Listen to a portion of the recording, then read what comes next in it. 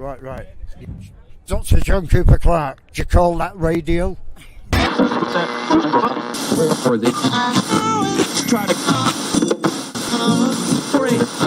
Brothers and sisters, may the peace that can only come from the one God be upon you. We are here to tell the people that we hear you. One God will not allow us and people of conscience to lose our morale. We see the crimes of this government, how they support every dictator and criminal on this earth. Sometimes you can feel down. Sometimes your morale can go down.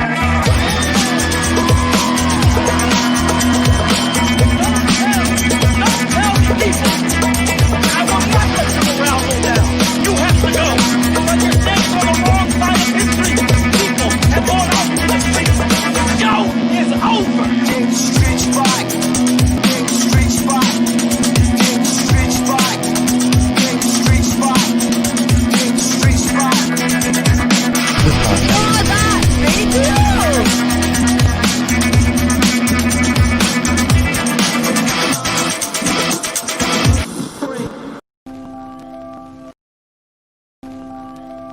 You call that radio?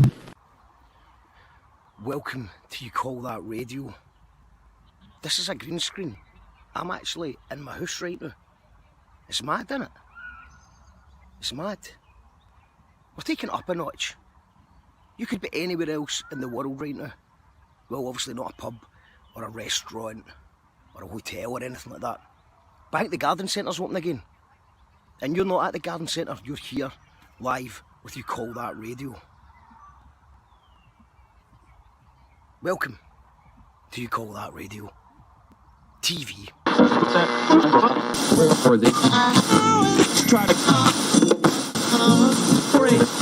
Brothers and sisters, may the peace that can only come from the one God be upon you. We are here to tell the people that we hear you. One God will not allow us and people of conscience to lose our morale. We see the crimes of this government. Hello and welcome to You Call That Radio. How is all doing? Are you well? Let me know in the comments. I'm excited about this show tonight. We've got James Endeacott, who was the man behind bands like The Libertines, The View, The Strokes, an absolute encyclopedic knowledge of the music industry. He's been there, he's seen it all, and I'm absolutely buzzing that he's going to spend the next hour or so with us and You Call That Radio tonight.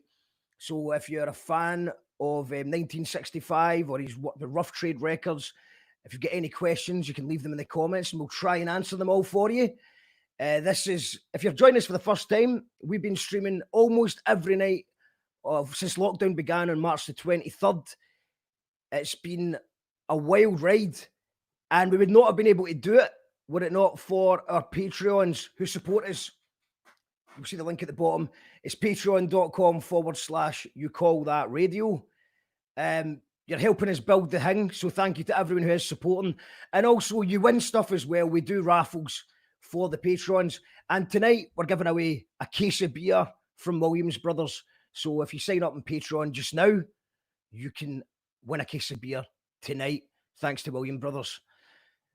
Can you hear me okay? Is the sound okay? I just want to make sure the sound's okay before we go live.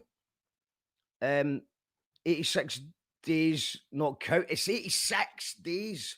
Surely not. I'm coming over your house with an iron. Is that for my hair or the green screen? As you can see, I've ripped down the green screen. It was doing my nothing.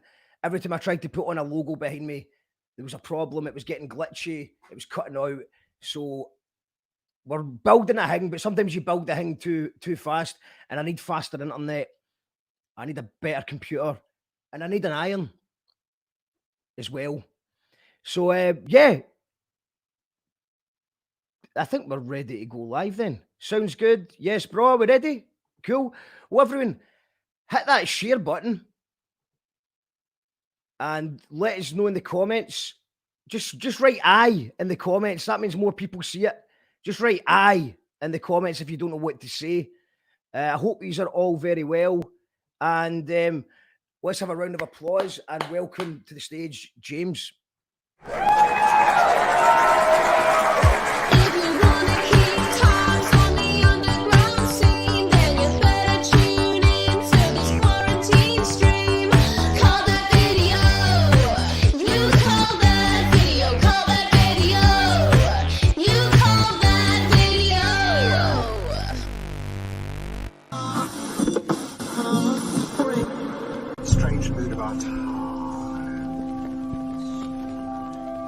You call that radio? Here to tell the people that we hear you. One God will not allow. You call that radio. However you want to see it. You call that radio? However you want to see it, that's kind of part of the fun. Powered by our patrons. Brothers and sisters.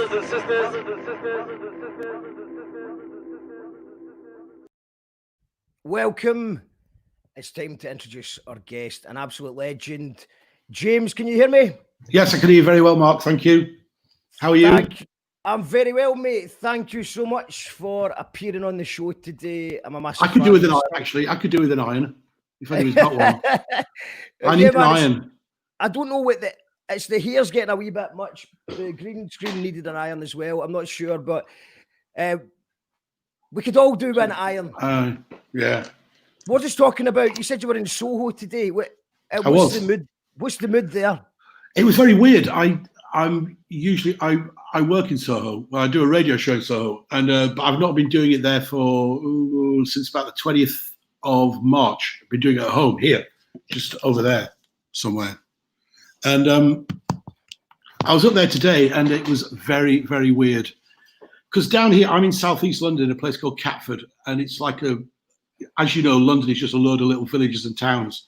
And Catford over the last few weeks is getting busier. There's people out, there's no masks, people are not social distancing, there's people in the parks, and it feels quite normal. I went up into Soho today, there's pubs are boarded up, shops are boarded up, places not open, everybody's walking around with a mask, everybody's looking miserable. It was pissing down with rain. It was just like, it was like the end of the world. It was, and I realized I've just been in a bubble. I've been in a bubble down here. And going out there into the real world, you realise it's messy, man. The thing about central London is it lives on tourism. And there's no tourists there. There's no tourists. You usually walk through Leicester Square or Piccadilly Circus, and all you can hear are tourists. And there's no tourists anywhere. It's very odd. Very, very odd. Is Soho radio station? Let's give a little plug for that as well. Soho Radio, yeah. So it's an online radio station called Soho Radio, which everybody works on there voluntary. There's loads of shows on there. I do a daily show Monday to Friday from 9 a.m. until midday. It's normally 10 till midday, but during the lockdown, I've been doing it from home, as I say, and I've been doing 3 hours a day.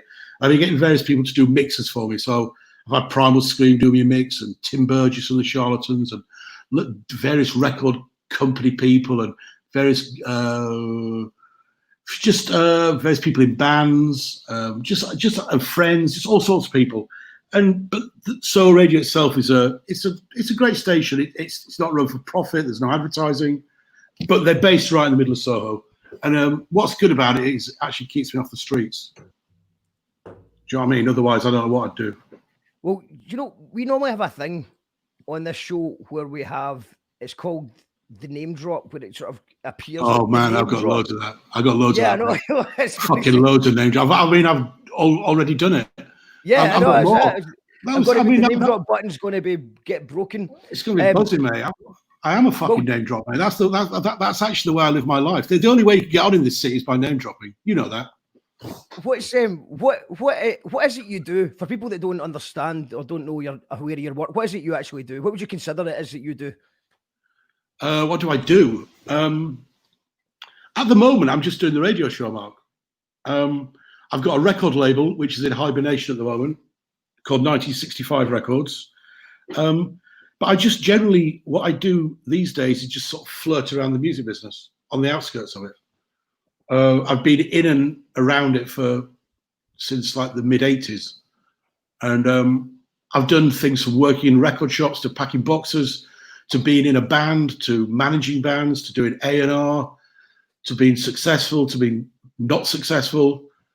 And at the moment, I kind of help out young bands and young artists a little bit as a pal, but my main job, I guess, is doing this radio show. And even though I don't even get paid for it. But anyway, whatever. That's the way it goes, isn't it? It's an incredible amount of artists that you've worked with. Yeah, obviously, a lot. the first time Well, the first time I met you was Steve Mason. There's my name drop. Where it was my name drop? Yeah, there he is. Well done. Yeah, there's my name drop. Yeah, Steve Mason. Yeah, Steve Mason sent us a text. He's a big fan of yours. Yeah, well, I'm a massive fan of his. I grew up listening to his stuff, and then he just messaged me saying that you were in Glasgow, and I should go and meet you. And we had a few pints in the West End, and it was a great day. And I just when I actually went back and I've actually looked at your work since then. I've watched your interviews since then. Oh, fuck. Really? Why? Why? You got nothing better to do, Mark. So what the amount of bands that you've worked with is just like a who's who of some of the best music to come out over the last few decades, or the last couple of decades especially. What was the obviously when you started off, you were in a band Loop. So let's just start there. So at what point did you actually make a conscious decision that you were the live stuff wasn't for you, or does it just happen? I never planned on being in a band. This is the thing, Mark. I was a fan of music like anybody from like 12, 13 years old, going to gigs. And I was just always like a complete music obsessive. I was born in West Yorkshire, in Halifax. And I used to go to gigs in Manchester and Leeds. And I was just a massive fan. And I never thought about being in a band. I wanted to look like I was in a band. And I did look like I was in a band, but I never intended to be in a band. And I went away to university down in Devon. And then I moved to London in the summer of '86. And through this and that and this and that, I met a guy who I knew called Jeff Barrett, who I'd met in a record shop in Plymouth. It's a very long story, but we do get to the point. And I met him at a venue called Bay 63, which is just off the Portobello Road in West London. I think it's now called Subterranea. And he was putting on a gig there. I didn't know at the time, but I went in. I paid my £3 to go and see the Shop Assistants and the Pastels or some band like that.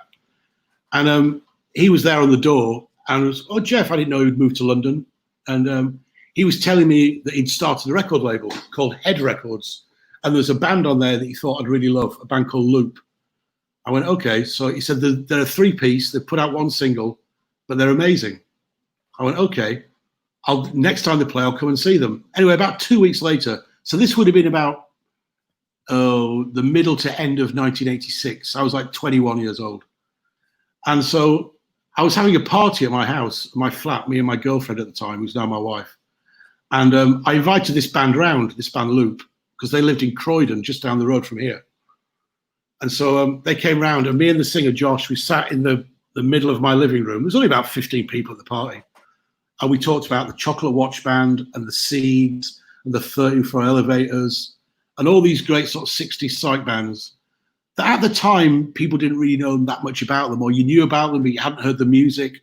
Things were a lot harder to hear back then. Obviously, there was no internet, and records were expensive. You couldn't just buy anything on a whim. But anyway, we were chatting and smoking, getting down, just hanging out, and we just really clicked and really got on well. And he said, look, I need a new member for my band. I need a guitar player. Can you play guitar? So I've never played guitar in my life. He said, perfect. I went, okay. He said, well, what's the deal? He says, well, we've got a rehearsal on Friday. This is on a Saturday. We've got a rehearsal next Friday. I'll buy you a cheap Telecaster, like a rip-off from Japan. I'll buy you one of those. We've got a rehearsal on Friday. We're playing a gig on Saturday supporting Biff Bang Pow. Biff Bang Pow was Alan McGee's band. Alan McGee, who obviously very famously ran Creation Records from Glasgow. And so I did. I had the rehearsal. I played the gig. I was so nervous I had my back to the audience the whole time, which kind of became my trademark for a couple of years. And then from then, and then about 2 weeks later, we had an interview with the Melody Maker, which used to be this weekly music magazine. And then I was in the Melody Maker 2 weeks later. So within like a month from never picking up a guitar, I was in the music press and hanging out with all these bands I was a fan of. I was a fan of the Mary Chain, Primal Scream, all these kind of creation-y, leather-clad speed freak bands. And so I just sort of ended up in that world. And I've never really looked back since, to be honest. And I was in that band for a couple of years, and then they wanted to start. They basically, I knew 3 chords. That was it, 3 chords. And they wanted to start writing songs with more than 3 chords, but I couldn't really be bothered, to be honest. So I left. Stroke, got kicked out. Do you know what I mean? And that was really my way into it. And then through that, I got a job in a record shop called Our Price Records on Charing Cross Road near the Astoria, which is not there now, a great venue. And I also I used to pack records in the Rough Trade warehouse. I used to send records out all around the country. This is all the time I was in the band and after the band. So I was meeting people in the music world the whole time, going off to gigs, and I was just talking to people, meeting people. Had never any ambitions to be in the music business. I didn't know what I wanted. Look, I was 22. I was drinking, I was taking drugs, I was having the best time of my life. The idea of being in a band or just anything, any kind of career wasn't even entering into my head. And then one thing led to another, and I got a job at Rough Trade Records at the record label. That was in the early 90s. And then I guess the first big change after being in the band was I met this guy called Stuart who was working at a record shop, and he was in a band, and they just formed and they needed a manager, and he asked me to be their manager. And I said, yeah, okay, I'll do it. I like them. And they were called Tindersticks. And so I managed them for 5 years, and they were really successful. And I flew all over the world with them and learned a lot about the music business. And they were on an independent and then signed to a major. And I got all just working with the major and working with independents. I got to know a lot by the time I was 30, sort of in my late 20s. And then, I did that for a while. And then I went back to Rough Trade Records, and I started doing A&R, and then So there's a lot of stories in there and a lot of people I've met along the way. But I think I've always been quite lucky. I've always managed to find some sort of employment somewhere, Mark. I don't know how, but I managed to do it. Do you know what I mean? By hook or by crook. What is when you're doing the A&R job, what was a typical day for you as an A&R for Rough Trade? Well, when I started Rough Trade, it was in the late 1990s. So it was pre the Libertines, pre the Strokes. And Rough Trade Records, for people who don't know, they were, formed in the late 70s through a record shop, Rough Trade, became very, very successful label around the time of punk and post-punk. And then they signed the Smiths in 1982, 83. And, we're obviously one of the biggest independent labels in the country. And the Smiths were massive. So by the time I got there in the early 90s, the Smiths had been split up for about 4 or 5 years. There'd been a few bad business decisions that had happened at the label, and the label was down to a skeleton staff of about 4 people. They had this great, rich history of music, but they didn't own any of it. It was all very sad, and it was quite hard work. And we had a few little bands. We had a band called Disco Inferno. There was one called Butterfly Child from Ireland. And then we had this great band called Terrace from Wales, Terris, who were a great band. Never really did anything. None of these bands were doing anything. So my job, Jeff Travis, who ran Rough Trade, said to me, your job is A&R. And I didn't really know what A&R was, to be fair. Even though I've been kicking around the music business for a few years, I was quite arrogant. I didn't really know what it was. But he just said, just go and find some bands. Go and find some bands. Go and find a great band. And so that was my job. So my job was an A&R man back then. So again, I hate to sound like an old man, but it was pre-email. It was pre-internet. I mean, actually, we maybe had an email. I'm talking now the beginning, like end of the 90s. We probably had email, but not like email we do have now. And there's no YouTube or anything like that. So basically just used to get lists, find out about bands and just get on the phone. I used to phone record shops. So I get in the morning, I'd phone record shops up. I'd phone rehearsal rooms around the country and find out what was happening, who was playing, what was interesting, what was buzzy. I'd be out at gigs literally, I'd be out every single night. And I was partying really hard, but I was young, I was fit, I was agile, and I could do it. And I just really enjoyed it. I really enjoyed the vibe of hanging around with musicians and with bands, because it was something I'd always known since I was about 13, but I was starting to get paid for it. And then, of course, we were lucky. We came across, in the space of like 6 months, we came across 2 bands that sort of redefined the label. We came across the Strokes and the Libertines, 2 bands that just catapulted the label back to where it had been in its heyday. And we became the independent label to be on. And we also had 2 of the most exciting rock bands in the world, I think, at the time. You know, both very, very successful in their own way. I think the Strokes obviously sold more records at the time. I think the Libertines, whether you like them or not, I think their cultural impact has been a lot bigger than anybody imagined. And you know, it was a very exciting time working with both those bands. And of course, I've got stories to make even your hair curl, Mark, whether you iron it or not. Yeah, there you go. I'm getting a wee bit curly. It's all this rain, man. So what came first then, the Strokes or the Libertines? The Strokes did. The Strokes came first.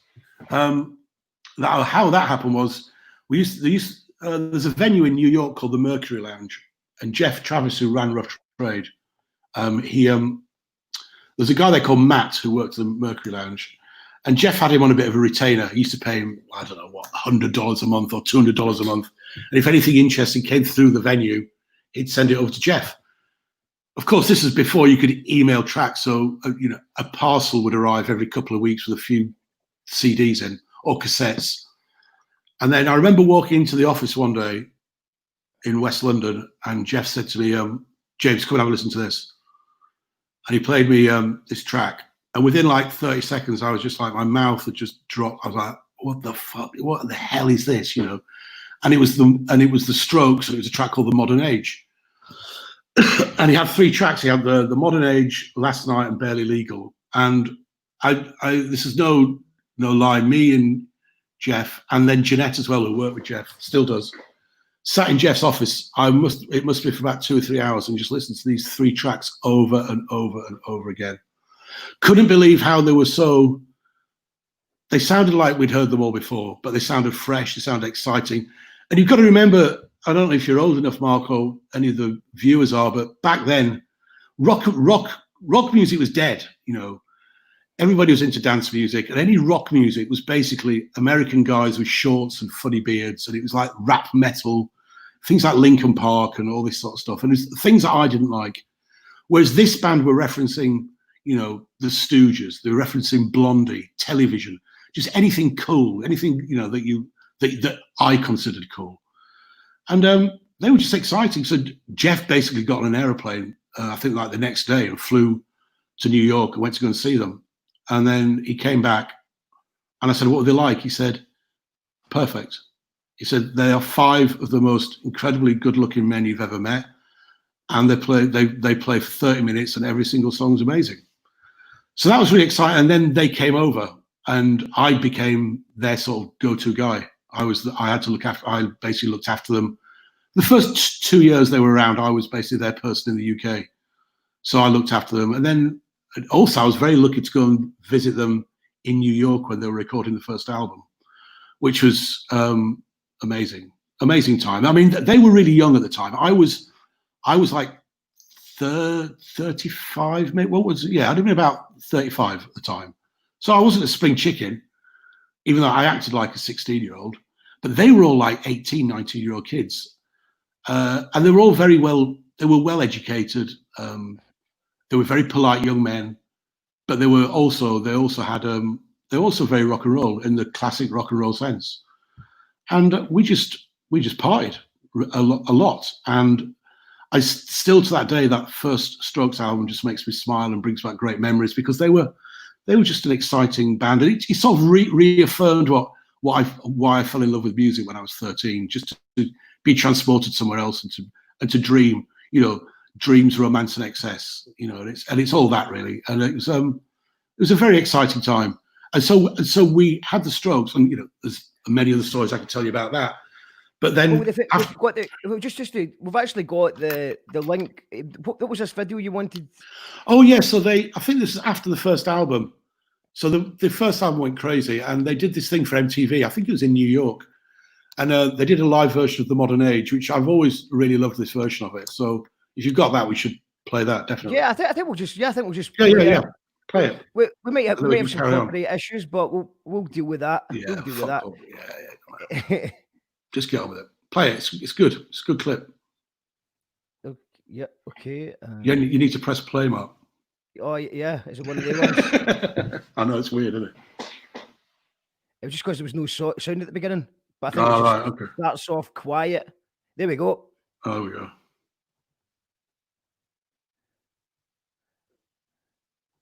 No, wrong one. Wrong one. Sorry about that. Oh yeah.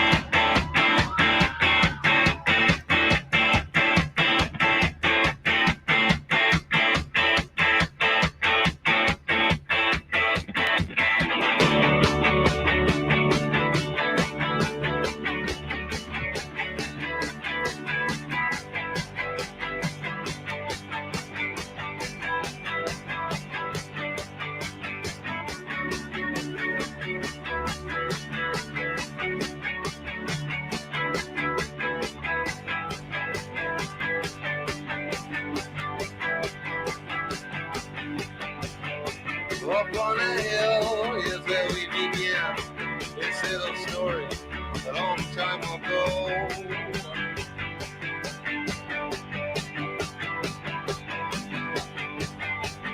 Stop to pretend, stop pretending.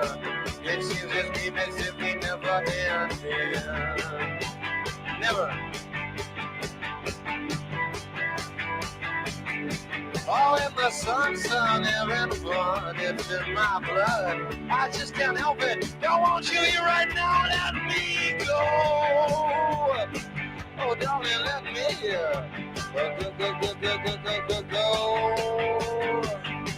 Leave me just in time. Stay there for a while. Rolling in the ocean. Trying to touch your mind. Work on it till it's easy. Do it just to please me. Tomorrow will be different. So I'll pretend I'm leaving.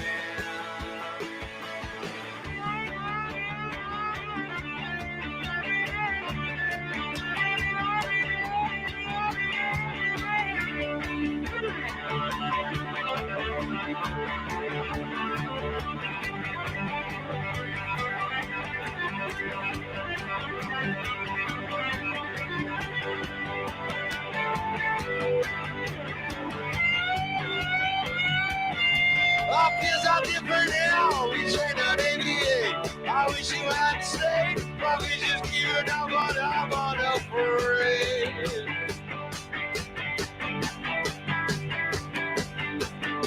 Of flying overseas, no time to feel the breeze. Too many varieties.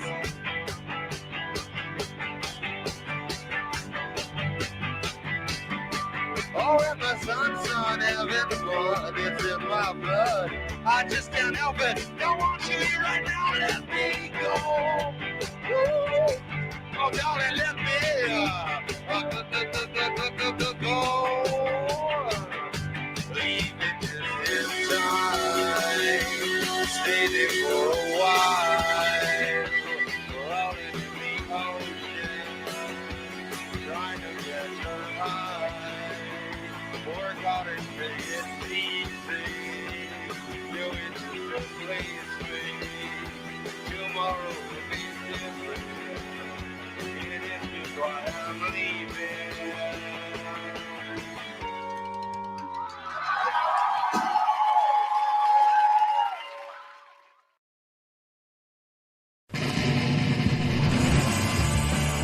An Endeacott psychiatrist calls it audio stimulation. You call that radio? Incredible stuff. What a band. What a band. I remember it's one of those. Do you know, I'm actually going to make a list of songs that you just hear. It was last night. Yeah. I think it was on MTV or a music television channel. It just came on the telly and instantly you just blew me away. And then it's one of those songs that you'd be at a shop or something and it would play and you just be like, this is incredible. This is just, and there's not, you know, like I said, I'm going to make a list of them, but it's one of those tunes that, and I totally agree with the sentiment what you're saying is that before that I'd been into Britpop, which had kind of fizzled out. Yeah. And then I was into my techno music. I was getting into my dance music as well. Because there wasn't really much else, you know. You'd bands like, you know, Super Furry Animals, Beta Band. Yeah, they were good. They were doing their stuff as well that I was a massive fan of. But But when the Strokes came along, well, they just wham, what is this? And Yeah. it was music that was cool. It was sounded unique, but like you said, a nod to all of the greats as well. Yeah. And everybody just seemed to get it. It was something that was Everybody good got enough it. to get on, you know, because a lot of the music that the indie rock that I was enjoying wasn't getting, you know, it wouldn't get played on BBC Radio 1 or anything. But Strokes were one of those ones that could capture everyone's imagination. Yeah. Everybody loved them. Everybody, they were one of the first bands I can remember where everybody knew the name of every single member of the band. I mean, even a band like the Smiths, people knew Johnny Marr and Morrissey, and then they were going, "Oh, what's that drummer called?" And the bass player, I can't remember. And most bands, you can't. But when they came along, everybody instantly knew the name of every single member of that band. Everybody either wanted to be in the band or sleep with the band. And I think that's a perfect thing, isn't it? And they were just, but even to this day, Mark, that first album still sounds exciting. I guarantee you put that on tonight, and for 32, 33 minutes, you're just transported, and every single song gets you. And it is life affirming. I really believe that. I really believe that music can be life affirming. And I think that album, and I'm very lucky and very grateful that I was around it when it was made, and I saw them at that time. And I'm very fortunate. I'll never take that shit for granted. But yeah, they were brilliant, and that record's fantastic. And and it's one of those records that every now and again I will put on, and it does have nostalgia for me, obviously, but at the same time I still think it sounds very relevant. And you've got to remember, man, that record's nearly 20 years old. Do you know what I mean? That's ridiculous. It's nearly 20 years old. And so they're a bit, and it's incredible that their age to have coming out with something that mature sounding. It's quite unbelievable. Crazy. So how was your partying at 35 keeping up with them, or were they keeping up with you?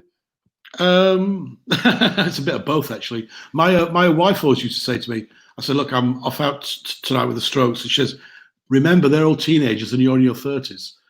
But no, I was totally carried away, and I was looking at the live comments earlier on, somebody saying how many times I'm name dropping, but it's true. You just can't help when you're with somebody like that and you get introduced to all these people. You just enter into this world, and it was in retrospect, of course, it's a false world and it's a stupid world, but I was sucked into it, and I had the best of times. I had the best times, and we weren't horrible to people. We were good people. We were a bit arrogant and a bit stupid. I certainly was, but that's just what happens, isn't it? But we just partied, and we went to after shows, we went to dinners, and all these posh dudes, and all just messing around, getting thrown out of places, getting into, just stupid, childish boy things. Really, really boy. We were like the Bash Street Kids on ecstasy. That's what we were like. That's what I think. Is there any was there any gig that sticks in your mind when you were working with the Strokes? There's one particular one. They did a tour before the first album came out, which was really, really, really exciting. People had only heard about 4 songs. And that was a really exciting tour. But there was a point in the tour where the drummer Fab broke his hand. The story was that he'd fallen over. He actually got into a fight with somebody backstage. Somebody who was being a bit of a dickhead. I think it was in Manchester. Anyway, so 2 of the gigs were cancelled, one of them being in Liverpool, and they rescheduled the gig. So what they're doing, the album came out just the week before the Reading Festival. So the Reading Festival is like the August bank holiday weekend, and the album came out like the Monday before that. And the band were over in America. They flew back to do the Reading Festival. But the band had got so big that they were supposed to be on a little stage, but they got bumped up to the main stage. And they weren't that high on the bill, but they'd been bumped up to the main stage. But as a warm-up for it, they played in Liverpool. And they played in Liverpool on and I think it was the day the album came out, they played in Liverpool, this tiny venue in Liverpool. I can't remember for the life of me what it was called. Anyway, so we get to Liverpool, and I'm with them, and we go to Liverpool, and the band sound check, it's all brilliant. We're all backstage. We're all backstage just messing around, and then the band go on, and I'm going, right, I'm going to go on. And then all of a sudden I realized that backstage literally meant backstage. There's like most backstages, Mark, you can get to from the sides or at the back of the venue. This was literally, you go on the stage, and behind the stage was a room.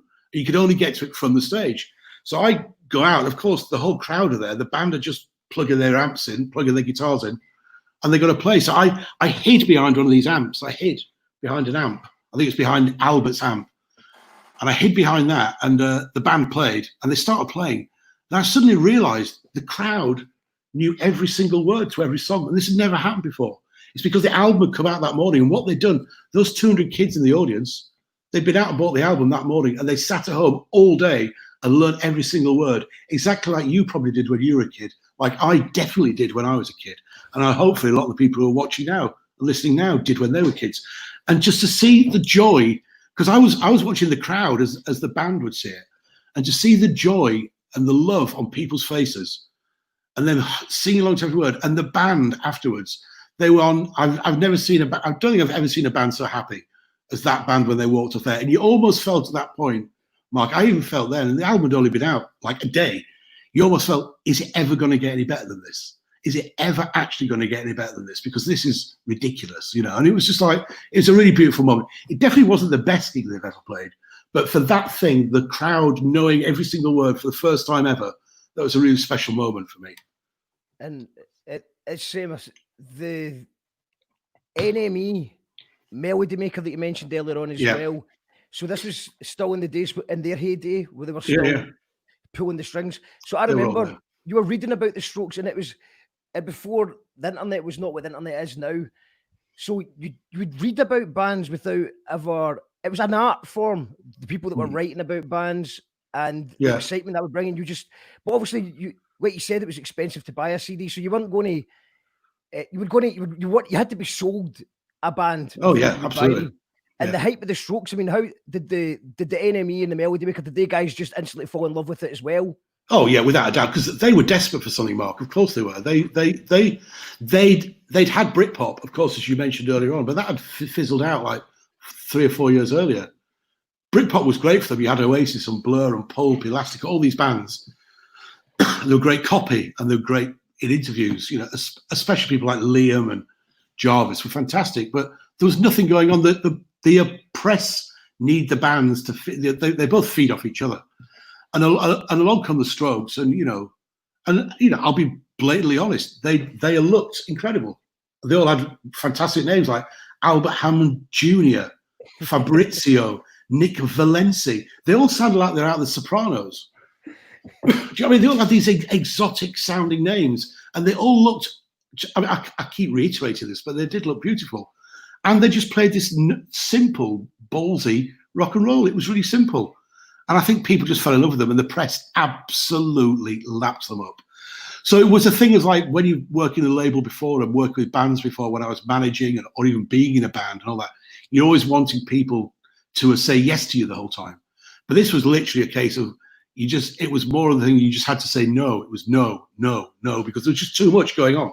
It was just everywhere. Everybody wanted a bit of the action. Everybody wanted a slice of the cake. It was like, apparently, I don't know this for a fact, but I've read that if you're in the eye of a hurricane or the eye of a storm, it's almost dead silent, and there's just all this madness going on around you. And it felt like that. We had this little office in West London. Was that 6 of us there? We were just all really calm and together, and the record was doing well, and the band were doing well, but everybody around us was just absolutely losing their minds over this band. It was great. It was exciting. I mean, obviously, it all got a bit stupid in the end, but for those initial, that first album time was a special time, very special. And how long after the Strokes does the Libertines come into play? Well, they came into play pretty much before the first Strokes album came out. I was told about basically what happened in my A&R job. I have told this story a million times. If anybody's heard it before, I do apologize, because I do tend to reel out the same stories. But when I was doing my A&R job, I used to get, obviously it was mainly phone calls. And one day this woman called me up, this girl called me up, she said, I manage this band called the Libertines. They're the new Lennon and McCartney. They're the new Jagger and Richards. They're amazing. They're going to turn the world upside down. You've got the Strokes. They're a million times better than the Strokes. Da, da, da, da. And being a polite person, what I always used to do, I used to say, okay, give me your number. Oh, but let's meet next Thursday at 6 o'clock or whatever. She said, I want you to come and see them in rehearsal. I want you to go and see them. I went, okay, fine. Why don't you come around next Thursday at 6 o'clock? She was, I'll bring a car and I'll drive it over to Old Street, which is in East London, so right over to the side of London. I went, okay, fine. So what I always did, my little thing that I did was I used to take the number, and then about 4 or 5 hours before, I would call the number and say, look, man, I'm really sorry, but something's cropped up. One of my kids isn't well, or my wife this, or I've hurt my toe, or I need to go to the dentist, or some bullshit excuse. Anyway, this time I forgot to call up, and all of a sudden somebody said, oh, that you're supposed to meet that girl at 6 o'clock. She's here with the car. I went, oh fuck. Okay, fine. So anyway, I go outside. And there's this stretched limo outside. This really long limo.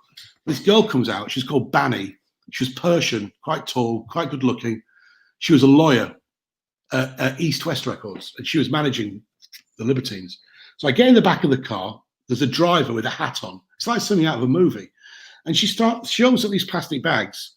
She brings out all these snacks like Pringles and Cheddars and crisps, and loads of soft drinks, a whole array of soft drinks, from Vinto through to Coca-Cola, through to Iron Brew, through to water, still fizzy, lots of boiled sweets, and just feeding me all this mad, sugary, sweety shit. Meanwhile, telling me all the time that I'm going to meet the new Lennon and McCartney, I'm going to meet the new Jagger Richards. She kept banging on and on and on. She built this band up so much that there's no way they could meet those expectations. Anyway, we arrive at this shitty old rehearsal studio in Old Street, which at the time Old Street was pretty crap. There weren't all this sort of nice little sort of artisan bakeries there and shoe shops that there are there now, and nice hotels. It was just it's pretty crappy. But anyway, we got there, and there's only 3 of them there, because the bass player, they had a bass player. The bass player had gone on tour with the Alabama 3, had gone to Wales with the Alabama 3. And so they decided to kick him out of the band. So there's just 3 of them there. There was a drummer, Gary, he was only there because their other drummer couldn't make it. So they got him in, and he was the boyfriend of their manager's assistant, if you get that. So very odd, but they'd only met him a couple of times. And then there, of course, was Pete and Carl, the main 2. First thing I noticed was that Pete was really tall, and Carl was very good looking in a very classic English way, like he was a lord or something. And they were both very cheeky. And anyway, they played me 5 songs. They played me like Up the Bracket, Horror Show, Boys in the Band, and a couple of other ones off the first record. And I was just like, this is just ridiculous. This band are too good. This is brilliant. This is actually brilliant. It was even more exciting than the Strokes because they were on my doorstep, and they were very, very English, very British, actually, very British rather than English.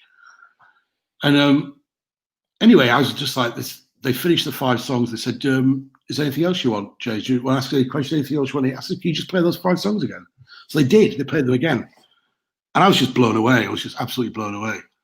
Anyway, their manager, Banny, at the time, she says, oh, we've got you a disc, we've got you of a track we've done in this studio, this demo. I was going, oh, great. What's it called? It's called Merry-Go-Round. I said, oh, is it one of the ones you played? She says, no, it's another one. It's a little bit older, but it's, I went, okay, great. So anyway, I get on I leave, and I'm all like buzzing. I'm walking on air, and I get onto the tube at Old Street to go down to London Bridge. I get out my Walkman, my CD Walkman out of my bag, and I put in this, absolutely like almost shaking, putting the CD into the CD player. And this like skiffly thing came on with violins and all this, all fine, but absolutely the polar opposite of what I'd just seen. And I was crestfallen. I was just like really fed up about this. I tried to call her for a few days and couldn't get through, and I was just losing my mind, and I couldn't get this band out of my head. I couldn't get the songs out of my head. Anyway, about a week and a half later, she called me. She said, oh, we've got a gig at the Rhythm Factory, which was this place in Whitechapel. So I went along to this gig. They were going on stage at 2 in the morning, and the place opened at midnight. I got there about 1:45. I went on my own. I'd been to see another gig beforehand with some people from Rough Trade, very nearby actually. And I said, do you want to come and see this band? They went, no, we're all going to go home. And I think it'd been like a country gig, like a country western gig or some folky thing, quite gentle, but a really lovely evening. I was a bit pissed, but I was fine. Anyway, I get to this venue, and I get in the queue, and I'm on the guest list or whatever, and I get in, and I walked in, and it was like walking into like in the last days of Pompeii or last days of Rome, or like Sodom and Gomorrah. It was just full. Everybody was under 25. Everybody was high. Everybody was just. It was the sort of scene that you really hate. It was full of out of work actors and films and poets and writers, and it was just this whole scene of just all these young crazy people having a year off, or really gap year. But there was something really magical about it as well at the same time. And I was like nearly twice a lot of these people's age, almost. Well, not quite, but not far off. Anyway, I hung around, feeling a little bit out of place, but still having a good time and getting involved to a certain extent. And then the band came on, and the first thing that I noticed is the first 5 songs they played were the 5 songs they played me. And I almost knew every single word. And I just thought this is an absolute no-brainer. Anyway, to cut a long story short, I went over to see Jeff Travis, and I just said, look, that band I went to see on Friday. He went, yeah. I went, imagine going to see the Beatles in Hamburg in 1962. He went, yeah. I said, that's what I saw. He went, don't be stupid. I went, that's what I saw. The Beatles in Hamburg in 1962. This band are going to be massive. And he heard them and he went, yeah, it's all right. It's okay. He wasn't that convinced. Him and Jeanette, who worked at Rush Trade, went to a rehearsal, and they fell in love with both Pete and Carl, because they were like they were both like the Artful Dodger. And they were just cheeky little chappies, but also had the gift of the gab. Again, quite good looking lads. Who just had great sense of the use of the English language. They were very, very witty, very literate, but very cheeky, very. They weren't arrogant at all. They were just naughty in a really nice way. But anyway, but also the music was just very exciting. Anyway, I put them in and did loads of demos with them, and the songs were all brilliant. But basically, all the songs that end up on the first album, and a few more as well, and B-sides, were all on those first demos. I used to play it to friends, and literally everybody said I was mad. No, don't sign this band. You can't work with this band. They just sound like the Strokes. You've got the Strokes. You don't need that. And no. This is different. It's different. This lot of difference with Strokes. The thing with the Libertines, then, they were trying to be like the Strokes. They were trying to be the Strokes, and I'm not saying I take the credit for this, but me and a couple of other people and themselves basically tried to kick the Strokes out of the Libertines, if you know what I mean, and just say, look, just be yourself. And eventually they did, and they became the band they became. And some of the best gigs I've ever seen in my life were probably Libertines gigs, but also some of the worst. And usually in the same night as well, to be honest. But again, that was a very exciting time. Again, the press absolutely lapped Pete and Carl up, because they were an absolute journalistic dream. Well, I suppose, so with the Strokes, you had that they're a bit more mysterious and aloof, so to speak, compared to the Libertines. Yeah. Which had a whole, they had stories going. There was just always ridiculous. Something happening in the newspaper. There's always something going on with that band. But at the same time, they were just exciting. Just, again, so exciting to be around. To be around was very exciting. Yeah, that was a really great time. So we at Rough Trade, we had those 2 bands, and I was working with both of them. And I'll tell you what, they were both quite jealous of each other as well, which they probably would not admit, but they were definitely a little bit jealous of each other. Does that help with the competitiveness to have? I don't know if it did in their respect. I think the thing with the Strokes, they were I think both were jealous of each other. I think one was jealous of the Britishness, and the other was jealous of the Americanness as well. Do you know what I mean? I think it's like the grass is always greener on the other side. I think the Libertines thought, oh, look at that, all coming over from America, and the Strokes, look at that, you snotty little English ponces, or whatever. But I don't know. I think they were. I think the Strokes made the Libertines better. I don't think the Libertines made the Strokes any better. I think the Strokes were just good anyway. But I think the Strokes, I think their first album really made Pete and Carl think about what they were doing and the way the Strokes were. I think the Strokes being around definitely made the Libertines a better band. We've got some comments coming in just now. The Alabama 3 story that you mentioned, we've got lots of Alabama 3 fans that show. Because it's R.I.P. to Jake Black, who was a year ago yesterday. Jake was on the show before he passed away. Oh, right, okay. Someone's saying Alabama 3 stole the bass player. Fucking brilliant. Bet the big man had something to do with that. Well, I'll tell you who the bass player was. Johnny Burrell, who then went on to form Razorlight. Yeah. Very interesting. Yeah. Very interesting. Yeah. I did hear that he was in Libertines. That's really interesting. That's to hear. it. Yeah, and he basically decided to go with the Alabama 3 down to Wales for reasons that I'm sure you can work out without me telling you. And he went down there because he'd rather be with them doing what they were doing than go to a stupid rehearsal for some A&R guy for Rough Trade. So that's it. And then, of course, then I signed the Libertines, and Johnny Burrell then literally for the next 6 months followed me around wherever I went and gave me CD after CD of his new band, the Johnny Burrell band, this band, that band. That was a funny time. Are you a fan of Razor Light stuff? No. No. Moving on. Succinct answer. Moving on, Mark. Yeah, well, do you know what we'll do is this? We'll maybe play a little bit of the Libertines. You picked okay. up the bracket as a song. So can you tell us a little bit about what this song means to you? I think this just reminds me of when the album was getting mixed. It was getting mixed in a place called because just to let you know, we got Mick Jones produced the Libertines album, who was in The Clash. Originally, it was going to be Bernard Butler, who was in Suede. He did the first single, but Bernard and Pete didn't really get on that well. And so Bernard decided not to do the album. And Jeff and Jeanette and I were thinking of various producers. And I really, really wanted somebody who'd been in a band that was connected to London, because I think there was something quite London about the Libertines at this point, even though neither Pete nor Carl, in fact, none of the band were from London. There's something quite London about them. And I wanted somebody who'd been in a band themselves, not necessarily a producer per se. And Jeanette, who was at Rough Trade, who still works at Rough Trade, who used to be in, again, name dropping, she used to be in Pill, in Public Image Limited. She said, let's get Mick. Let's get Mick. He's done stuff before, Mick Jones. I went, okay, well, give me his address. I'd never met Mick before. I'll send him all the stuff, the music. So anyway, I did, and he loved it. He loved it, and he got involved. He got involved in doing it.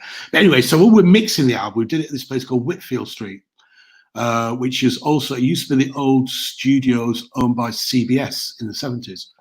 And it's the studios where The Clash recorded their debut album over 3 consecutive weekends back in like 1977, whenever it was. So Mick had real fond memories of Whitfield Street and did a lot of work there over the years with The Clash. So he wanted to go there. And so the reason why I chose this track is because I remember, obviously I was there during pretty much all the recording of it, but the band were holed up mixing the record with Mick for a while. And then we got the call one day, said, we've got a track to play, the track called Up the Bracket. I remember we went in there, trepidation, just, oh my God, what's it going to sound like? I remember sitting with the big mixing desk. I don't know if you've ever been in one of those great big studios, great big mixing desk, nice comfy chair. The band are all sat behind me. Mick Jones is sat behind me. And there's me, Jeff and Jeanette sat there, and they pressed play. And it was just like, it was just amazing. It was an amazing experience, just hearing that song for the first time. How you hear it now was just very, very exciting. And this video just reminds me of that time as well, because they were around that time of knowing them, because it's quite a fun video. They're quite naughty in it and cheeky. Brilliant stuff, man. I'll just bring that one just now. You got it?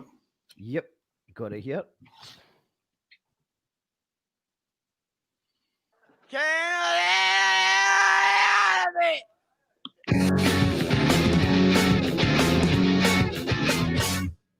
Saw 2 shadow men on the violence road. Pay me for your address, oh, I was so bold. I said, you see these 2 cold fingers, these crooked fingers I show. You wait to me, no, well, it didn't like that much, I can tell you. He said, sunshine, I wouldn't want to be in your shoes. You chased me up 3 flights of stairs, going to lift outside and said hello. But you're impossible, and it's just like he's in another world. He doesn't see the danger on show. That'll wind up like Joseph bloody in the hole. It's just like she's in another world, another suited show. No. She never gave me clothes.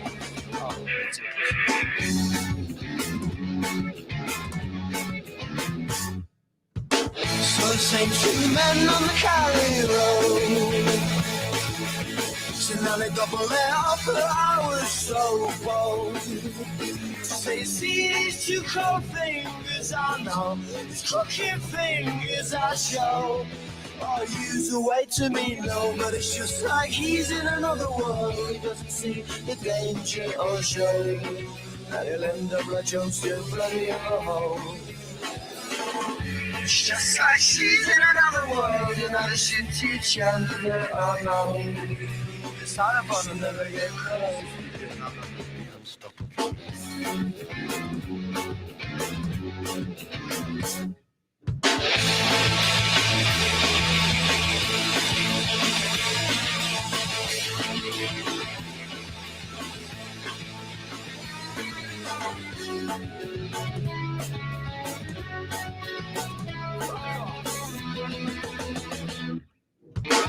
It's just like all in another world, and I would suit each other, no, no. She never gets close, that's close enough.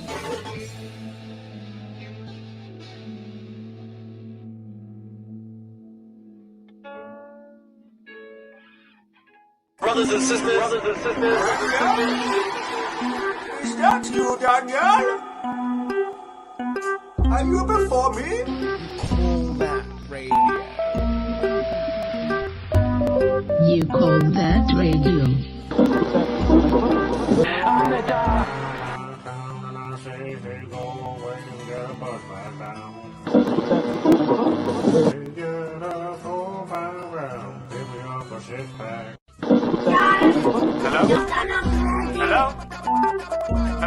Hello, yes, this is Dog.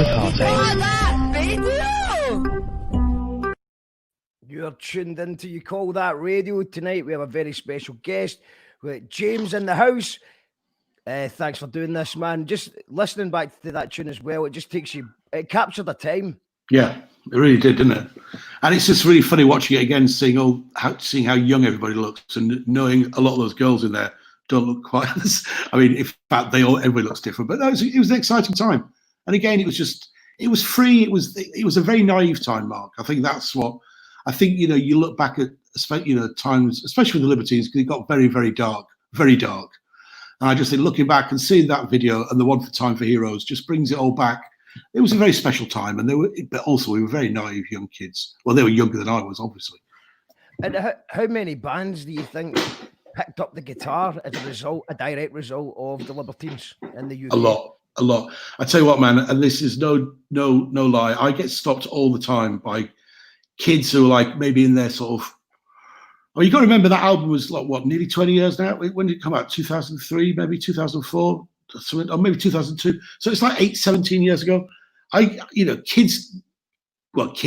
People come up to me in their sort of early 30s or late 20s, just going, "That band changed my life. Thank you. That band changed my life." And I just think, whether you like them or not, I think if you could go, if a band can change your life, I think that's a good thing, for the better, obviously. And I think the band affected so many people in so many ways, in so many positive ways, that I think you just can't knock it, And and it's nothing I ever imagined would happen. I knew they were good. I didn't know they would have as I said right at the beginning of the show, I didn't realize they'd ever have the cultural impact that they've had. And I think there's still bands around now who are influenced by the Libertines. And you see kids walking down the street who are a 17, 18-year-old who obviously want to look like Pete or Carl looked 20 years ago. It's interesting. It's fascinating, but I hope, you always want people to pick up guitars and play, because I love rock music. I love rock and roll music. And I always think there's got to be somewhere, you know what, Mark, there'll be somebody somewhere right now writing a song that's going to make somebody feel the way I felt when I first heard Up the Bracket, or when I first heard The Modern Age. Do you know what I mean? And I think that will never go. That will never go. It better not do anyway. I was actually quite recently, I read you mentioned Alan McGee earlier on, and I was. Yes, I'm very sorry I was name dropping again, Mark. Oh no, we love a name drop. And also, the last thing you mentioned earlier on in the comments, she's the biggest name dropper of all time. Oh shit! All right, fair enough. Yeah, she loves a name drop. Oh, good. I'm not going to say her story out again. She said enough name drop coverage for Okay, that one enough. kiss. That one kiss. She's got a lot of mileage out of. So I won't even tell you who it was. She might tell us in the comments, though. Good, hopefully. Tell us. Yeah, reading the Alan McGee book, there was loads of really interesting stories about Libertines recording and stuff like that, and how it wasn't always the easiest band to manage or get along with. That was the second album when Alan got involved. It was horrible, to be honest, Mark. The first album was a breeze. It was a joy. They did that at a place called Rack Studios, and it was great. A few little shenanigans going on, but nothing that anybody couldn't handle. By the time the second album, bad drugs had got involved. You know, I mean, that's it. That's pretty much it. You know, heroin got involved and crack, and you know, however strong somebody thinks they are, that shit's going to mess you up. You know, and and the band were at each other's throats. Pete and Carl, they both had their own minders. It was a very upsetting time, to be honest. It's one that I don't look back on very fondly, but I was there and I saw it, and it was, you know, there'll be times I'm not, you know, and it's making me a bit upset now, but there were times I'd literally go home and be almost in tears just seeing what had happened, how the relationship had fallen down so quickly. God knows how that second album ever got fucking made, mate. I have absolutely no idea. I think Mick Jones and Bill Price, the engineer, did an absolutely amazing job, because I actually do like that second album, but it's got a lot of I wouldn't say bad memories, but sort of quite soiled memories. If you know what I mean. It was weird. Do you think that was the fame part of the problem that brought in, or was it just purely down to the drugs? I think the fame a little bit, but I think it's more the drugs. I think Pete and Cole were on different drugs. That was part of the problem. And I think that they were both in slightly different circles as well, and that was the fame aspect of it. They were both young lads. You got to remember, they were in their early 20s, and all of a sudden they were on the covers of magazines, and the rich and the famous wanted to hang out with them, and they loved it, and they were fed things on a plate, and they took it, you know. And in one respect, you can't blame them. They've managed to pull through it. Obviously, I mean, now they're both doing very well for themselves. You know, financially they're doing really well, and they both seem very, very happy in whatever they're doing. And the band get back together every now and again. They make a ton of money, but you know, that's fine. But I think that second album, I think the drugs were everywhere, mate. I mean, it was pretty dark. It was pretty dark. You know, it's pretty naughty. A lot of it. It was even more than naughty. It was horrible. And the fame, you know, you had your, you know, without name dropping, you did have a lot of famous people hanging around, but they're all after one thing. Everybody was after another line or another hit or another bump or another this. They kind of lost sight of the music a little bit. Well, talking about the recent gigs, I actually seen the Libertines at Glasgow Barrowlands, I think in December last year. And yes, I think they did play, yeah. Yeah, and it was a brilliant experience. I mean, I think I don't want to speak too much about what I seen on stage, but it looked like a good time was being had. But it had that feeling that it could just kick off. Stuff was going wrong, but it was also, like you said, like good gig and bad gig thrown into one. Oh, absolutely. The atmosphere of the Barrowlands, though, and what a venue that is, that it just combined to make it a brilliant gig. And I went away thinking, you know, that was an experience. Yeah, no, absolutely. I saw that the Barrowlands, I think it was on the second album tour when Alan McGee was managing them, and Alan introduced them on stage.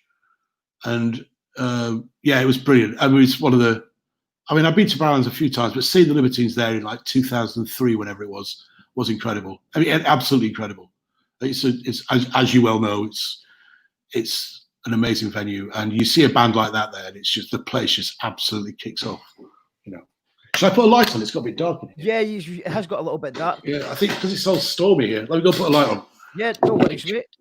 Just tuned in. Coming up on You Call That Radio tomorrow night, we've got Matthew Priest from Dodgy. On Friday night, we've got Victoria McNulty and Joe Curry. Monday, we've got Chris Renfrew.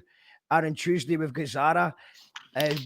Tomorrow, Matthew Priest, Dodgy. Do you have any, I'm going to say, dodgy dealings? What? Have I got some dodgy deals? No, I mean, we've got Matthew from Dodgy on the show tomorrow. Oh, Matthew from Dodgy. I know Matthew. He's a nice guy. Sorry, name dropping again. Yeah, no, I don't apologise for the name drop. we love the name drop. We've got someone in the comments right now. Karine says she kissed Brett Anderson. Oh wow, look at you. But Brett Anderson he said that he was Brett Anderson said he was a bisexual who never had a homosexual experience. That's Brett Anderson for you in a fucking nutshell, isn't it? We've got Petra says that she had dinner with Black Rebel Motorcycle Club's manager, all trying to be the Strokes. And snog Steve Coogan. Well, actually, he snogged me. There you go. There you go, Petra. Steve Coogan. I've got a very funny Steve Coogan story, actually. I will tell you this. Recently, I been working with Nadine Shah. Nadine Shah on my label 1965. Not the album coming out now, but the last one, Holiday Destination. And she's a force of nature, Nadine. She's an amazing woman, fantastic singer. Anyway, I put the album out, and she got a phone call from Steve Coogan, and he said, do you want to meet for dinner? And so she was obviously very, very intrigued, and she said, yeah, absolutely. She'd never met before. Had heard a few stories about Steve Coogan, that he's a bit of a ladies' man, and that's not being horrible, but apparently he's a very nice guy. So she went to go and meet. Steve Coogan, and she went to, I think it was a bar they met. She went to a bar, and he was stood at the bar, and she walked in, and he went, "Oh, hello, Nadine." Shah. So I think it's funny.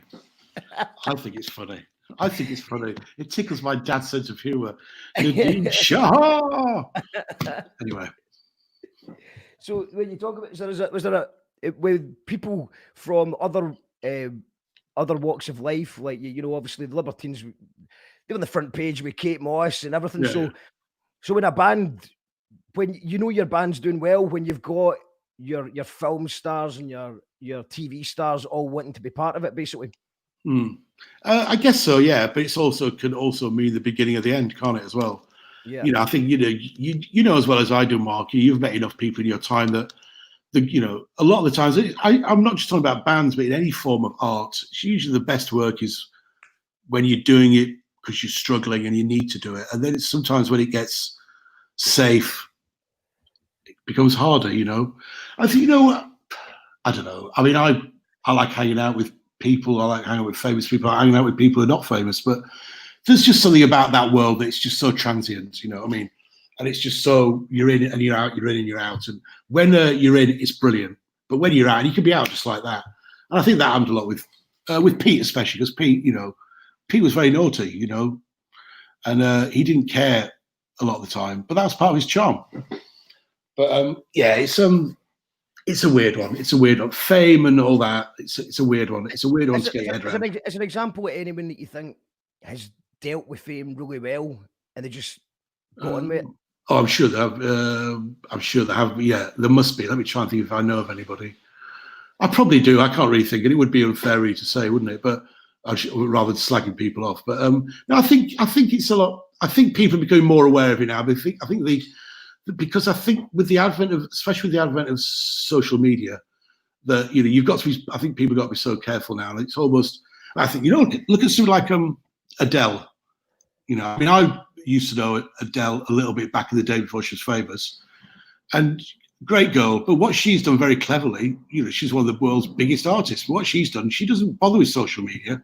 She doesn't bother with telling everybody what she had for a tea or what film she's watching tonight. She just gets on with her life. How her personal life may be in turmoil, I've got no idea. But we don't know. We just don't know. And I think that's good. It's not, but the other people need to live their life through social media. I think social media is a great thing in the fact we can all keep in contact with each other, we can chat, and we can get to know people, and we can not be lonely. But at the other time, it can be a curse, because you can say one thing, a little slip of the wrist on your keyboard, and a meaning of something can be altered, and you could just be, and you could get done for it, And I think artists, the ones that keep off social media are probably good. But then again, saying that, Tim Burgess, who is on social media all the time from the Charlatans, he's somebody who hasn't lost it. He's somebody who's retained it. But I think he was going to lose it, but then he got it back again. But he's somebody who's doing well. Tim's an inspiration. I've always been a big Charlatans fan. Oh, he's amazing. And I love the Twitter listening parties. You were saying before the show started that you were listening, you were on the Twitter last night. I was. And it wasn't. it's I think it was like, about just the whole idea of 2 nights ago. just because we can't go to gigs, being able to listen to an album from start to finish on mass scale like that has been really good. It's fantastic. And he has actually been doing those parties for about 9 years now. And it's usually with his own records, with Charlton's records. He's been doing it for, I think, 8 or 9 years. But since the lockdown thing, it's just taken on a life of its own. And I was great taste in music, man. Every album he picks is a classic. It's brilliant. It's great. I had him. I interviewed him on my radio show a couple of weeks ago, and he's really lovely, Tim. And I've known him a long time, and he's really lovely. And he's very humble about the whole thing. You know, about the whole Tim's listening party. He said it isn't mine anymore. It's there. It's out there now. It's beyond anything to do with me. But he's a great advocate for it, and he's a great advocate of somebody who's lived the rock and roll life and nearly didn't come through the other side. Do you know what I mean? But he did. He saw the light and realised he should stop doing what he was doing. And now he looks younger than he's ever looked, and fitter and healthier. But just going back to that listening party, so another band that I worked with, The View from Dundee. So it was I can't remember what day it was. It was earlier on. I think it was maybe Monday night. They were doing the first View album, which they were on my label back 2007, label I had called 1965 Records, and I listened. I did the listening party and did all the tweeting, and Tim was messaging me, and the boys in the band were Kieran and Kyle from the band, and it was a really great experience. I mean, I really love that first View record. It means a lot to me, but just listening to it with everybody else and seeing everybody else's comments, it's a real uplifting thing to do. And I really recommend it. If people haven't done it yet, it doesn't matter if you don't know the people, just as long as you just got to put the record on and just get lost in all these conversations and comments, and you really feel as though you're being part of something. It's great. It's a really great thing. And it was so great hearing the View album and seeing them really elated about it, and the memories come flooding back and things that I'd forgotten that they reminded me of, and vice versa. It was great. Really good.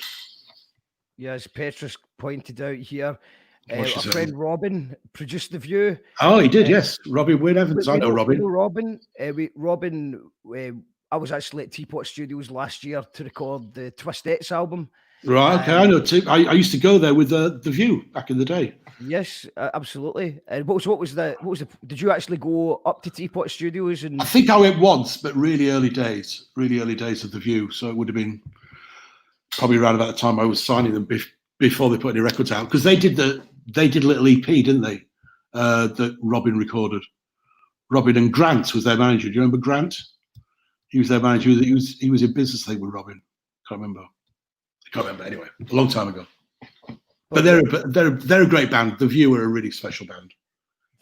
It was Dundee was just bouncing at that time. Fucking hell, man! Wasn't it just? It was crazy. I mean, there was a venue there called the Doghouse. I don't know if it's still there. It kind of is and it isn't. It's moved to a new venue and renamed a few times. So right. Okay. Oh, that was amazing. When I used to go to Dundee, it's back in those days, 2006, 2007, and I'd sort of been through all the Libertines and all that and the Strokesy stuff, and I had my own label and heard about this band. I went up to Dundee and it was just like, oh my god! I remember going to see them play a gig. And they were supporting a band called Forward Russia. I don't know if you remember them. Yes. And they were playing mark at the front. Yes, that's it. Yep, exactly the same ones.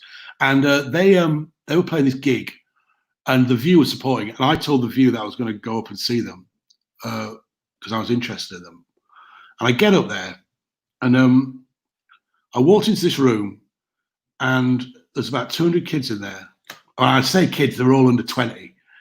And the band came on, and they played for about 35, 40 minutes, pretty much what's on the first View album and a couple of other tunes. And every kid in that room knew every single word to every song.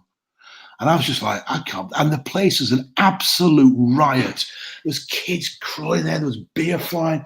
There was chants, the View, the View, the View are on fire. And I was looking around going, oh my God, I've been in a bubble in London, man. I didn't know this thing was even happening. So this band must be kicking off all over Scotland and nobody knows about it. And they'd never played outside Dundee at that point. They'd never even played outside Dundee. And I was just like, what the hell? And then I found out that 3 months earlier, they'd been doing gigs doing covers of Oasis and Beatles songs. And it was just like, they were the greatest band. That band, out of all the bands I've worked with, I think The View are the ones that I'm most proud of. Because they were from the shitty little housing estate, man, in Dryborough. They were proper. They had it tough, man. Those kids had it really, really tough. Not tough in a nice little way, like probably I had it tough a little bit, but they had it properly tough, man. And they came out of that. And from signing, they signed a big major record deal. And then within 12 months, they had an album at #1 in the charts. And they were just like, oh, it was amazing. Brilliant. And what a brilliant record. What a great band. Brilliant people as well. The track that you've picked is Wasted Little DJs. Can you tell us a little bit about that song? Well, two of the guys in the band had girlfriends, Charlene and Carlene, who were both hairdressers, and they were both DJs, and they were both really bad DJs because they just used to play the same song over and over again and then forget to put things on and all that sort of stuff. So it was always very funny. So they just wrote a song that basically the girls would say to them, if you let us DJ before you play, we'll cut your hair for free.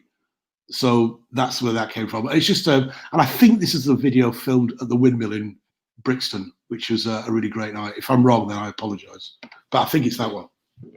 But it's just a great song. I also apologise just now. The doghouse is still there. There you go, man. What?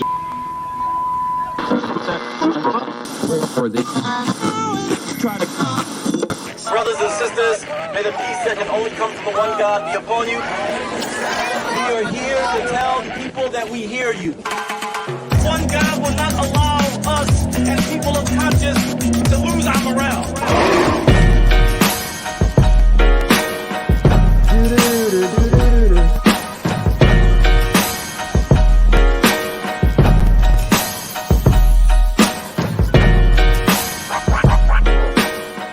Powered by our patrons.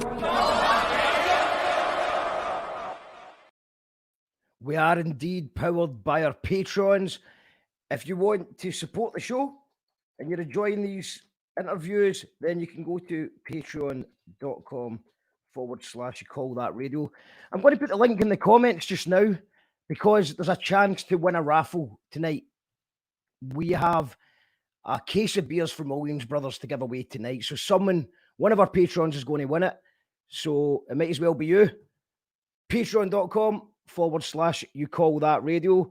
We're live tonight with an absolute legend, James. And we're just going to go through some comments, James. Kenneth Mulligan says, James is a legend, knows his onions when it comes to good music. Often seen him down Rough Trade in Portobello, West London, playing the most obscure music. People would buy it, knowing he liked it. Set the ball rolling for a lot of bands. Thank you, Kenneth. It's not true, but there you go. Ian Mackey says, great stories. Thank you, Ian. We've got, enjoying the chat, says Mary. Thanks for tuning in, Mary. Brilliant interview, says John McMustard. That's the lead singer of Colonel Mustard and the Dijon 5. Brilliant name. The Dijon 5. The Dijon 5, yeah. Brilliant. They're quite a big deal up in Scotland. They're international now. They've been to Korea and all sorts. Wow. A great fun live experience. Check them out if they're ever down your neck of the woods. I will. Exclusive. My ex-girlfriend, who was scared of at a Gyros party, mentored somebody from The View in Thailand somewhere, Chiang Mai or something like that. That probably would have been Kyle when he was in rehab in Thailand. Yeah. Yeah, Thailand, that sounds about right. I always find it weird. I find it weird that people go to Thailand to go to rehab. Yeah. What's all that about? Do you know what I mean? You could just... Anyway, whatever. Well, Johnny came to a Gyro Babies gig a few years ago and we invited him back to the after party, but his ex-girlfriend was too scared to go, so he didn't get to go. But I've found out more recently that we were a bit intimidating at the start, but I don't know why. I think we're just loud and shouty. Who was intimidating? We were. No, we were. My band. Oh, your band. All right, okay. Lee G, love The View. I lived in Dundee for a few years and bumped into them nice guys. I lived next door to the Doghouse, brilliant venue. Nice one, Lee. Well, we actually supported Kyle just a few months ago. Okay. September, October, we were playing a festival in a scheme, and Okay. he had a new band and stuff with him. Yeah, brilliant. No, they're a great band, and that video brought back a lot of memories. It's a great video, very exciting. They were a very exciting band when they started. Really exciting. Lona says Teapot Studios are an amazing location. Loved making a music video there. I'd love to see the video you did, Alona. I'm hoping to maybe record the next thing we do. I finally got a home set up to do vocal recordings. I understand that Teapot is opening for business again soon. Oh, brilliant! So, and I've never actually had the freedom to just go somewhere and do it. It's usually try to get a wee hour here or there in a studio and then try to piece it all together. But I would love the experience of just going with a band out in the middle of nowhere and just experiencing it that way. Yeah. Is that? I mean, what would you, when you signed the band, would you try and send them away somewhere to do it, or would you? Not always. In the city? Not always. It all did depend. I mean, with The View did that album in Scarborough, in a farmhouse in Scarborough, because we had to get them out of the city because they just party too hard. The Liberties needed to be in a city for that reason. It depends on the band, really. It depends on the band. I guess it also depends on the record you want to make, Mark. You know, if you're making a very urban type of record, you don't want to be stuck in a field or a desert, do you? I think it's all about the band. It's about the band dynamics, down to the studio itself, maybe the producer, as we just say. There's a lot of factors involved. I never say it's definitely you need to be either in the city or the country. But I do think the environment makes a difference to how a record comes out and the sound of it and the feel of it. Certain studios and certain places have got a vibe about them. It's very hard to put into words, but I do think it's important that where you go and how you do it and who you do it with. I think it can make or break a good record. I think. Regards to the hard work that goes on behind the scenes, I've seen you. You were giving a talk on it was a YouTube thing for a few years ago, but it was something that quite resonated with me. The fact that a lot of people think it's easy, and it's a certain person that's got to be cut out for the rock and roll life, even if you're not partying or taking the drugs. It's the traveling and the amount of work that goes on in the background. Can we just talk a little bit about that?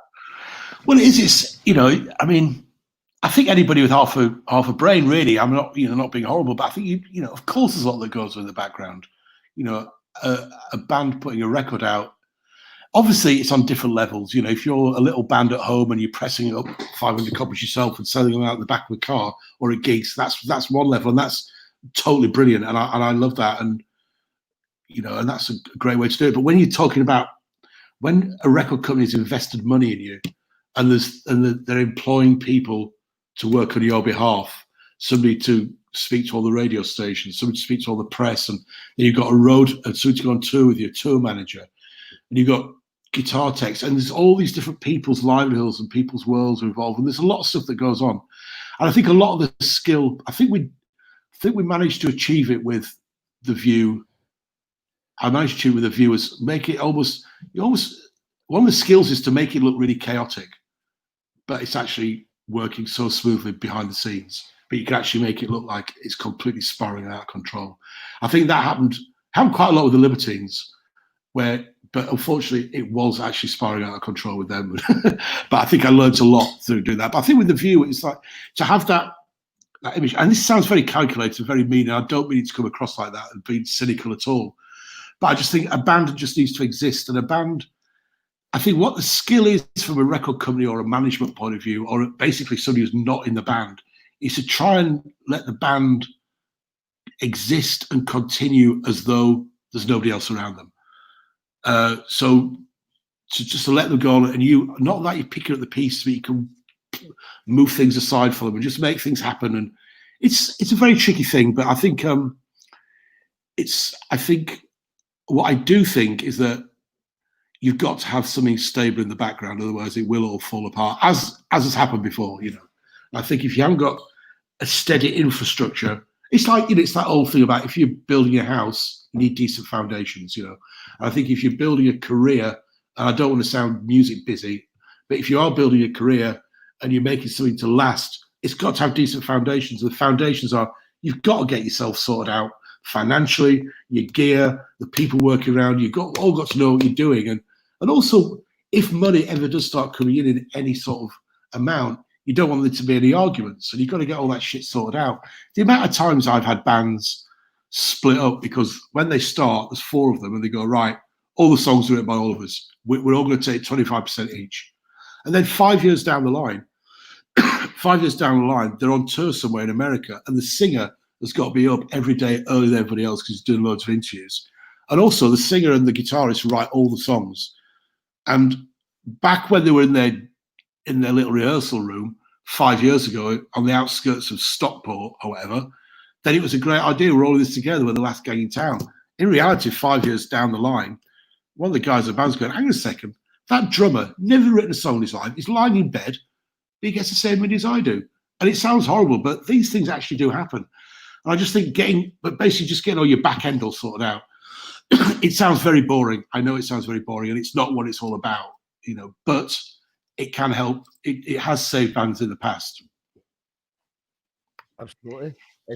What about with the fact, because I know that you're a person that believes in the creativity of the band. Did you come against like sort of the higher ups who were just didn't understand music or creativity? I just think, well, I've always believed in you just got to let the band get on with it. Let the band get on with it. I remember Jeff Travis, who runs Rough Trade Records, very, very successful A&R man, very successful music person. He just said to us,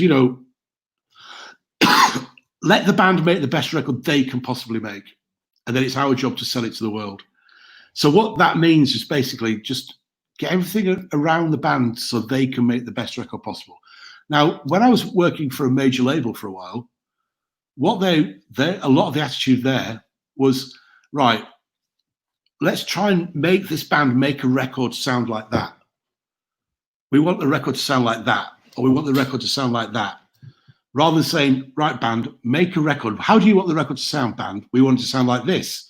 Right, okay, we're going to help you make it sound like that.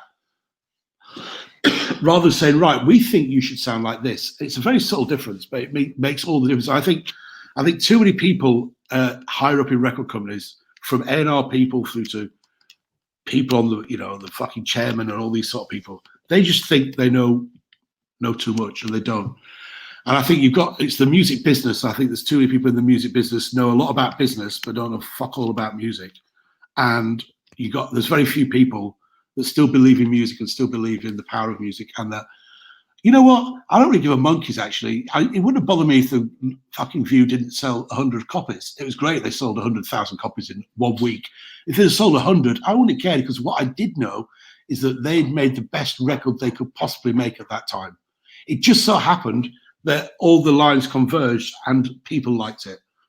Do you know what I mean? It's a very tricky one, because, sometimes I've committed absolute commercial suicide with the band by sticking to my guns, and maybe they haven't made the right record, or maybe they've not been as successful as they could have been. And I freely admit that, but other times it's worked to my advantage. So I guess, you take the rough and the smooth, don't you?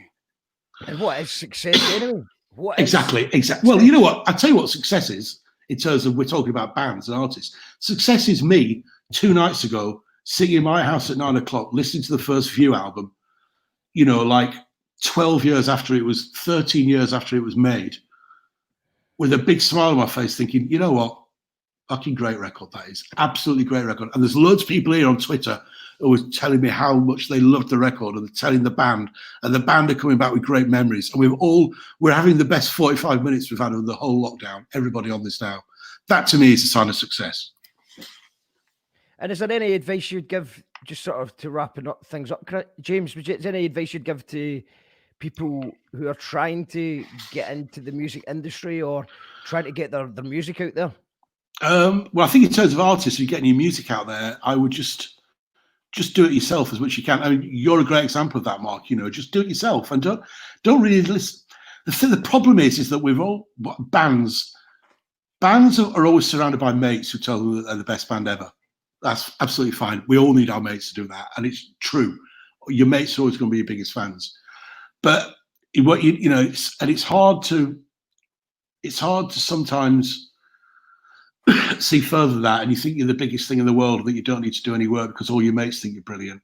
And then other people start to get involved, people from an outer circle, and start telling you what to do.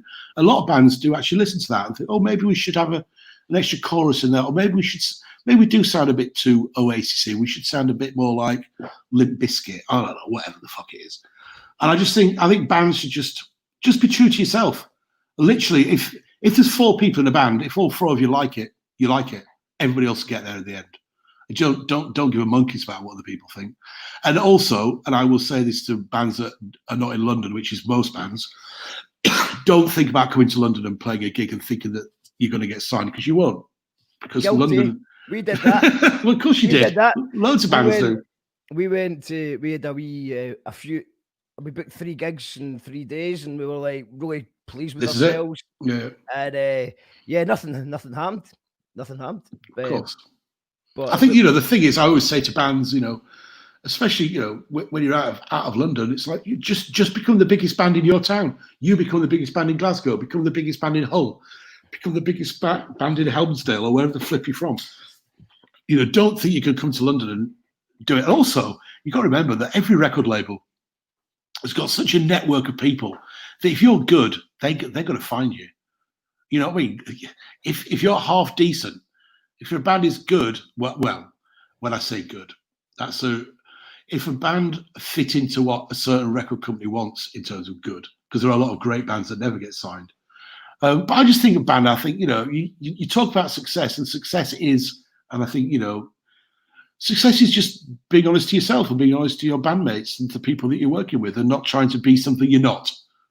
I remember years ago when I was doing A&R at Rough Trade, and this is when everything was on the phone, so you couldn't hide behind an email. You get some band and send me in a CD or something, and then they call me up and I'd take the phone call. They say, "What do you think?" I said, "Well, you know what?" I was always very kind, actually. I was never really horrible to people. I would say, "Look, you know what? It's all right, but it just sounds a bit too much like, say, Oasis. It's like, it's a really Oasis-y, and I just think maybe you should try and move away from that."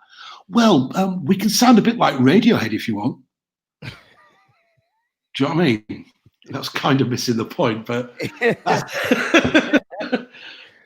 what is we are talking about bands that great bands that haven't been signed, or because obviously there's a hard work, but there's also an element of luck and timing and stuff like that as well. Oh yeah, there's a lot of that.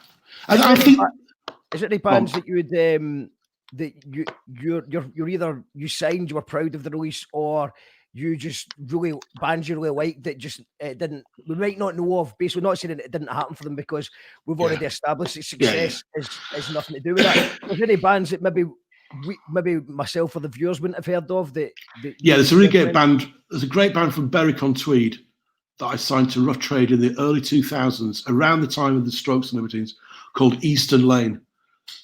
And they were about 16 years old when I signed them. The first album was called Shades of Black. I think it's maybe 2001, 2002. And they did a second album as well. But that first one, and they were amazing. They were really young lads, 15, 16 years old. Brilliant. I would check Eastern Lane out. You'd probably be able to buy the CD on Discogs for like 10 pence. I don't know if we did it on vinyl. I Said Pig and Friday. Yes, that's the one. Yeah, they were them. That was on their second album, I think. Yeah, they're a brilliant band. That song is great. I Said Pig on Friday. That's an old. I think it might be from Berwick. You weren't allowed to say the word pig on a Friday because it would bring you bad luck. And they wrote a song about it. It's really good. It's really good, actually. Oh, actually, let's just listen to it. Listen to it. Put it on. Let's just listen to it. I'm actually curious. I've not heard this myself. Yeah, put it on.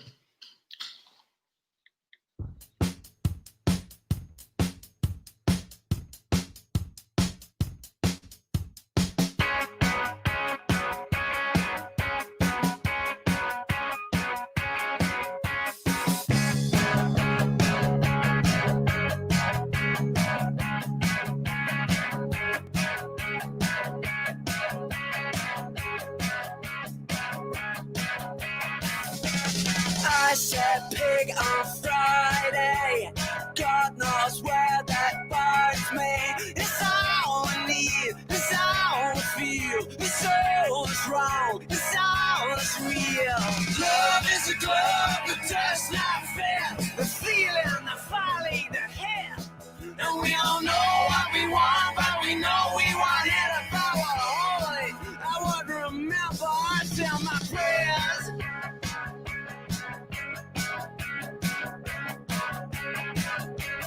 I said pig on Friday. God knows where that binds me. It's all we give, it's all we got, it's all we need, it's all we know. Love is the glove that does not fear. The squealing, the folly, the hair. And we don't know what we want, but we know we want it. If I were holy, I would remember until my prayer.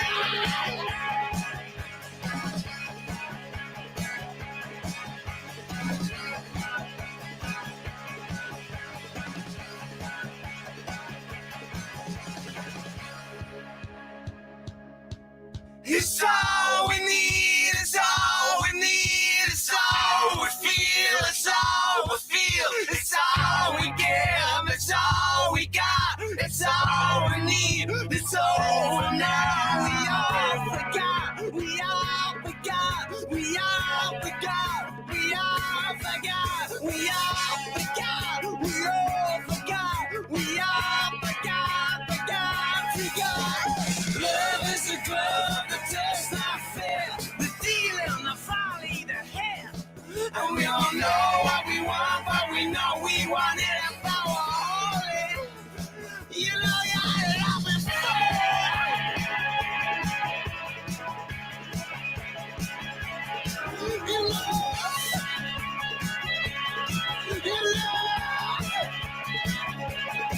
you love. You call that radio? Call that radio. Going back to the people who hated on me. Right, and then I see the disinfectant that knocks it out in a minute. That's mad, isn't it? Is this a Netflix thing? It's actually a podcast. What the fuck's a podcast? You know, it's kind of like a radio show. Oh, that! Radio! Yeah. Just popped in there. And is there a way we can do something like that? I couldn't help it. By injection inside or Yeah, I think so, because I think just being in general, because I think like my poem is in my painting. No, cut.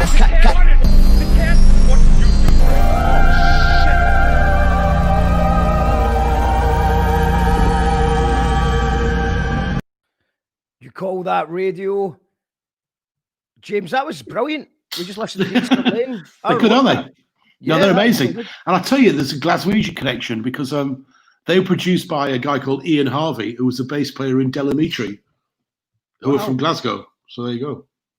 So, yeah, they're a great band, a really great band. They made 2 albums. And then the singer, Derek, he did a thing called Derek Means the Famous Poets, which you will absolutely love that, Mark. I've got some of that album somewhere. I must send you that, which he did. And he rebranded himself, the singer, as the famous poet, Derek Means. And yeah, incredible. It's great. He was a great raconteur. He used to tell great stories. But yeah, I mean, you look at that video, and they were all about 16 years old. But they're great, really good. Really good band. And is there any bands that are about just now that are going to be that they're on your radar that you're excited about? Nothing that's sort of young and exciting.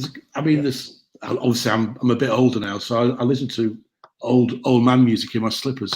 There's a great band from San Francisco, from the West Coast, California. I think from LA, called Pacific Range. But they're not a noisy guitar band. They're quite sort of Californian beachy, smoking weed with your pals on the beach, listening to the waves. Nice sort of Californian hippie rock. But I've been listening to a lot of that. Well, that's because I'm in rainy southeast fucking London. I need a bit of Californian sunshine. Amazing, man. And if people want to check out your radio show, how do they do that again? Well, you can follow me on Twitter. I always talk about it on there. The show's called Morning Glory. SohoRadioLondon.com. Is your Twitter handle just your name? It's just my name, yeah. It's just my name.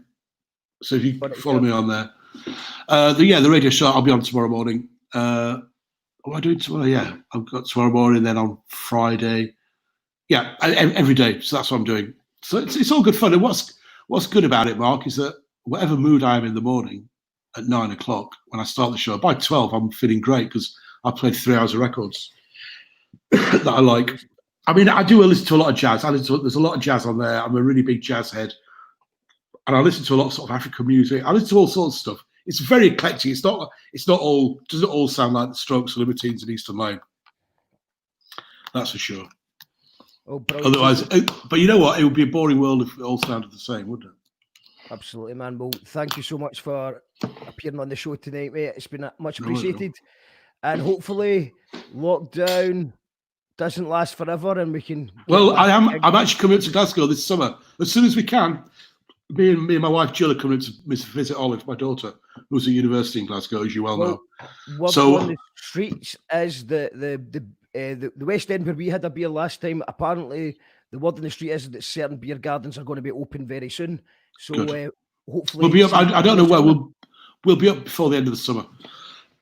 And I will give you a shout, and we can go out and have a beer, and we can do loads of name dropping.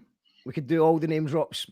Mate, by the time I've got a new guest every day, so I'm going to have a full batch of. Yeah, you'll have loads of them, mate. Full batch of name drops coming right up, mate. Yeah. And I'll just make loads up. Yeah. Well, thank you very much, James, and thanks to everyone who's tuned in tonight. We're back tomorrow night with Matthew Priest from Dodgy, and then Friday we have Victoria McNulty and Joe Curry. You're watching You Call That Radio. Oh no, the raffle. The raffle. Fuck. Do you like a raffle, James? Yeah, I love a raffle, mate. I love a meat raffle. Okay. In the pub on a Sunday afternoon. So this is someone, basically what we do is we've got a Patreon thing set up, so it's like a couple of £1 a month to help us build the thing, and everyone goes into the hat that supports the show, and someone's about to win a case of beer from Williams Brothers. Shouts to Williams Brothers for doing it, and the winner is Celia. Congratulations, nice. Celia. Well done, Celia. You've got a case of beer from Williams Brothers. I'll send you a message and we'll arrange getting it sent out to you. And there's another chance. If you didn't win there, you can win again tomorrow. We're doing a case of beer every single day this week.